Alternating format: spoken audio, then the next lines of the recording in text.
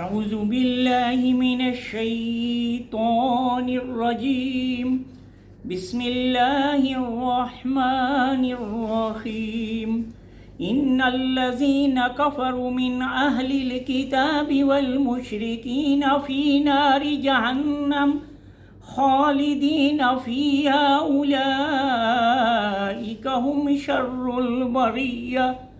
صدق اللہ العظیم۔ نہایت قابل احترام سامعین محترم، آج میں نے آپ کے سامنے سورہ بیانہ کی ایک آیت تلاوت کی، اور جس طرح کہ آپ جانتے ہیں کہ 9 ذی الحجہ کو سویڈن کے کچھ شیطان صفت لوگوں نے ہمارے قرآن عظیم الشان کی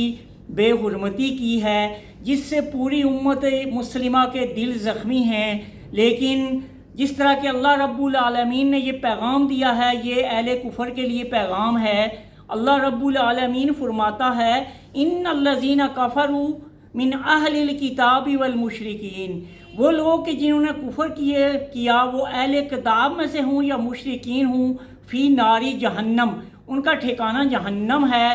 خالدین فیہا، جس میں وہ ہمیشہ رہیں گے، اولئک ہم شر البریہ، اور یہ ان کے لیے بڑی بری جگہ ہے۔ تو سامعین محترم، جیسا کہ آپ جانتے ہیں کہ نبی مہربان صلی اللہ علیہ وسلم کی بعثت ہی اسی لیے تھی کہ اسلامی تہذیب کا احیاء ہو، تمام انسانیت جو اللہ تعالیٰ کے بتائے ہوئے اس عظیم الشان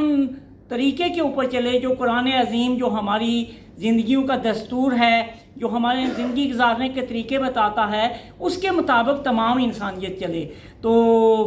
اب جو یہ شیاطین ہیں، انہوں نے پھر مختلف انسانوں کو ورغلا کے مختلف مذاہب میں، اور وہ بھی کفریہ مذاہب میں ڈھال کے جو ہے تو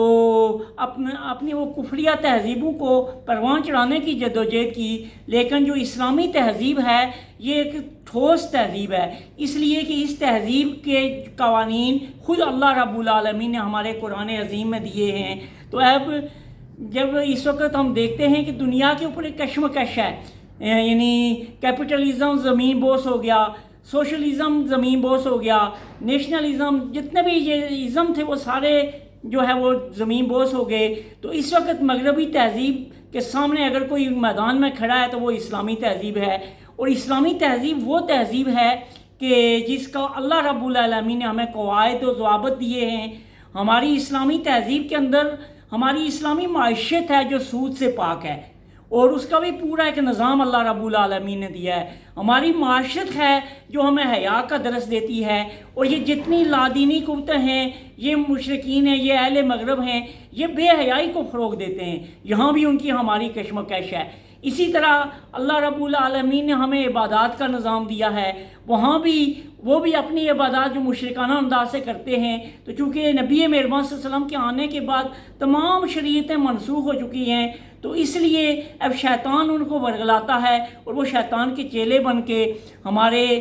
جو ہے وہ دین کے اوپر وہ حملہ کرتے ہیں۔ آپ دیکھتے ہیں کہ سب سے پہلے تو یہ مشرکین ہمارے قرآن عظیم، ہمارا جو دستور زندگی ہے، اس کے اوپر اٹیک کرتے ہیں، تاکہ امت مسلمہ کو اگر یعنی ہمارے اندر طاقت و اہمیت نہیں ہے تو وہ کچلنا شروع کریں۔ پھر وہ ہمارے نبی مہربان محمد مصطفیٰ صلی اللہ علیہ وسلم جو ہمیں اپنے آباء و اجداد، اپنی تمام انسانیت، اپنے جان و دل سے عزیز ہیں، ان کی شان میں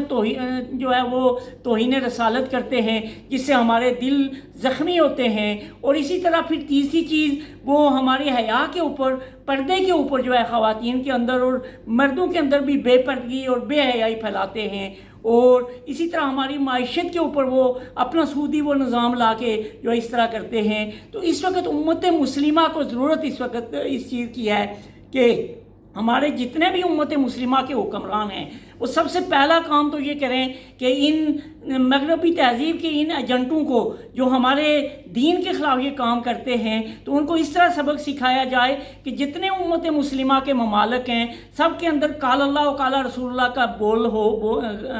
بول بالا ہو۔ وہ اس طرح ہوگا کہ جب ہم اپنی معیشت کو اسلامی اصولوں کے مطابق، قانون مضاربت اور قانون مشارکت کے مطابق چلائیں گے، سودی نظام کو بالکل ختم کریں گے، ہمارا معاشرہ جو ہے وہ حیا کا لیکچر دے گا، ہماری خواتین باپردہ ہوں گی، ہمارے مرد جو ہے ان کی گفتگو بھی ہوگی تو وہ قال اللہ و قال رسول اللہ کے مطابق ہوگی، ہم یہ گانے اور ساز سننے کی بجائے ہم اس قرآن کو جو ہے اپنے دلوں میں بسائیں گے، اور پھر اس کے ساتھ ساتھ ہم نبی مہربان صلی اللہ علیہ وسلم کی تعلیمات کو عام کریں گے، اور اس کے ساتھ ساتھ پھر ہمارے ملک جو ہیں وہ جو ہے بھائی چارے ایک دوسرے کے ساتھ بھائی چارہ کریں گے۔ کہا گیا ہے المسلم اخو المسلم،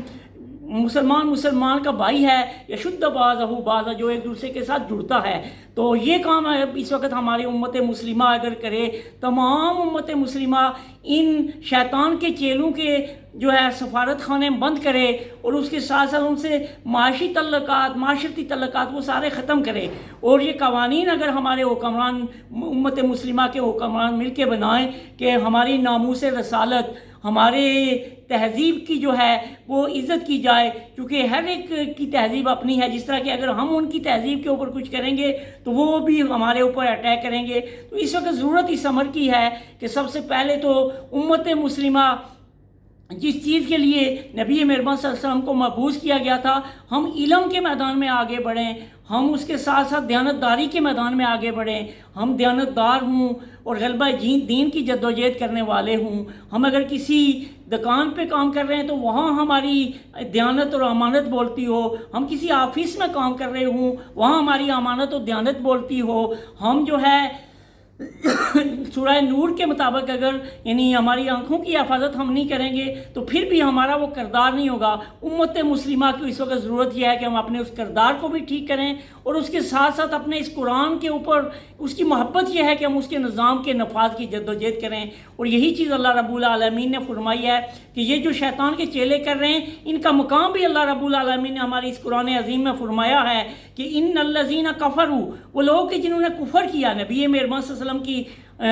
نبوت اور پیغمبر آخر الزمان نہیں مانا اور اللہ کو ایک نہیں مانا، تو پھر کیا ہے ان الذین کفروا من اہل الکتاب والمشرکین، خواہ وہ اہل کتاب ہوں یا مشرک ہوں۔ یہ اہل کتاب بھی حضرت عیسیٰ علیہ السلام نے بھی اپنی توریت میں فرمایا تھا کہ میرے بعد ایک نبی آئے گا، اس کی پیروی کرنا، اور اسی طرح جتنے انبیاء آئے تھے وہ نبی مہربان صلی اللہ علیہ وسلم کی بشارت دیتے تھے۔ لیکن یہ اہل مشرکین جو اہل کتاب اب شرکت کر رہے ہیں تو پھر انہی کے لیے یہ وعید بھی سنائی ان الذین کفروا من اہل الکتاب والمشرکین، کہ اہل کتاب اور مشرکین جو ہیں جو کفر کرتے ہیں فی ناری جہنم، تو ان کا ٹھکانہ نار جہنم ہے۔ اس جہنم کی آگ میں جب یہ جلیں گے تو پھر اس وقت ان کو پتہ چلے گا فی ناری جہنم اولئک خالدین فیہا، اس میں وہ ہمیشہ رہیں گے، اولئک ہم شر البریہ، تو یہ ان کا یعنی مقام ہے۔ تو یہ تو اللہ رب العالمین دے گا، لیکن اس وقت میری اور آپ کی بھی ذمہ داری بنتی ہے کہ ہم اپنے اس قرآن عظیم کے پیغام کو دنیا تک پہنچائیں، ہم اس کے نظام کے نفاذ کے لیے جدوجہد کریں۔ اور یہی چیز جو ہے امت مسلمہ سے اس وقت امت مسلمہ کا ہر فرد جو ہے اس کا دل زخمی ہے، اس کا دل دکھ رہا ہے، کیونکہ ہمارے قرآن عظیم ہمارے زندگی کے اس دستور کی جو ہے وہ بے حرمتی ہوئی ہے۔ تو اس لیے امت مسلمہ کو چاہیے کہ ہم اس قرآن کی دعوت کو عام کریں، اس کی تعلیمات کو پھیلائیں، اسی کے مطابق اپنی زندگیوں کو ڈالیں گے تو پھر یقیناً ہم اللہ رب العالمین کے سامنے بھی سرخ رو ہوں گے، اور پھر نبی مہربان صلی اللہ علیہ وسلم جب قیامت کے دن حوض کوثر سے ہمیں وہ پانی پلائیں گے تو وہ وہاں بھی ہمارے لیے خوشی ہوگی۔ لیکن اگر آج ہم اسی طرح بے حس و حرکت ہو گئے، اگر ہم غفلت کی نیند سوئے رہے تو پھر یقیناً کل ہم اللہ رب العالمین کے سامنے جواب دہ ہوں گے، اور نبی مہربان صلی اللہ علیہ وسلم کے سامنے کیسے جائیں گے۔ تو اللہ رب العالمین سے دعا ہے کہ وہ ہمیں اس قرآن عظیم کے جو ہے پیغام کو عام کرنے اور اس کو اپنی زندگی کا اوڑھنا بچھونا بنانے کے لیے معاونت فرمائے۔ وآخر دعوانا ان الحمد للہ رب العالمین۔